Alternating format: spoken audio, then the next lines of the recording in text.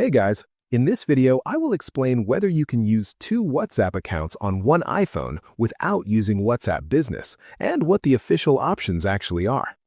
First, a quick clarification. At the moment, iPhone does not officially support running two regular WhatsApp Messenger accounts without WhatsApp Business for everyone. However, there are a few limited and safe options you should know about.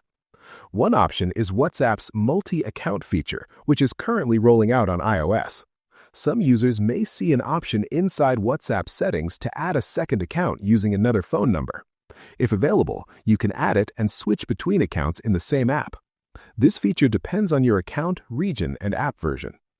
Another option is WhatsApp Web. Open Safari, go to web.whatsapp.com, request the desktop site, and link your second account using the QR code. This works, but is limited. Notifications may not appear, and it's best as a temporary solution. So that's basically how you can use two WhatsApp accounts on iPhone. And that's it for this video. If you find this helpful, consider subscribing and giving this a big thumbs up. Thanks.